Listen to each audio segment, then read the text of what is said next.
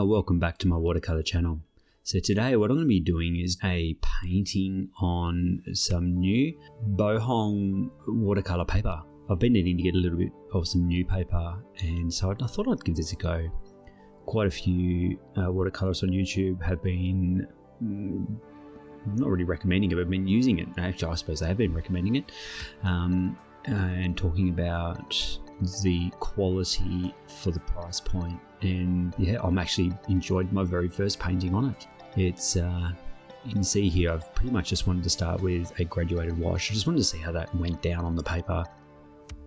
Trialing again, just wanting to experiment a little bit, just with some water dropped in to try and get some backgrounds. Didn't eventuate, which was amazing. It's quite a large size, larger than A3. I have to get the exact dimensions. I might see if I can put them up on the screen.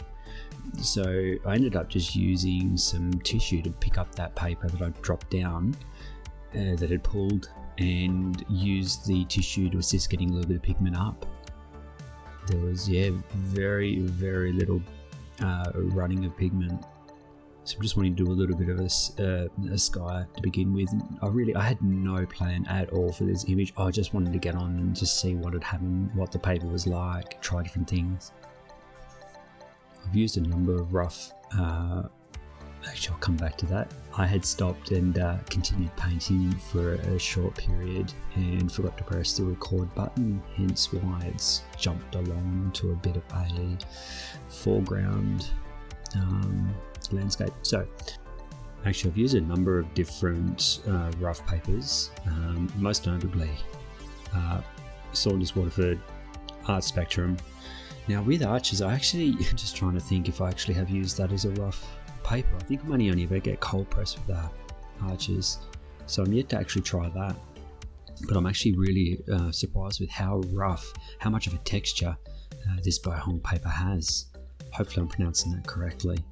Amazing for your dry brush marks. I'm actually really enjoyed putting this quite thick paint down for the foliage and the effect the rough paper had. One thing that I was quite amazed with is the amount of water that it held and the time that it took for the paper to dry. This opened up a lot more opportunity for me to go back in and manipulate wet in wet, but not just wet in wet, just getting it past that drying point where you can apply a good amount of pigment and know that it's not going to bleed too much into the surrounding areas. It was just a real beautiful I'm not quite sure how to explain it. It was a really bit of an equilibrium point, a point where it was going on with intent, but softening, but not too much. I found that window was a lot longer on this than what it has been on my Waterford rough block. Very rough composition. The perspective of the waterway is off in places, but that's okay.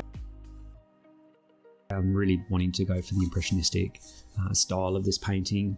Kept it very loose. Quite happy with how it turned out in the end. Keeping this a very short video, as it was something that was definitely unplanned. But I thought I'd just I'll post it up just in case anyone else is looking at getting some of this Baohong paper. I wish I had a little bit more to say, but again, I'll keep using it and just see how that goes.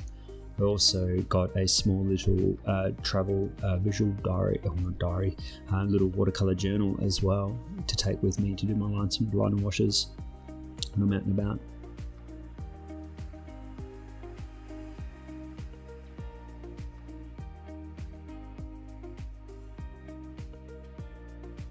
Me going in with not a lot of confidence with my initial laydown of the bird.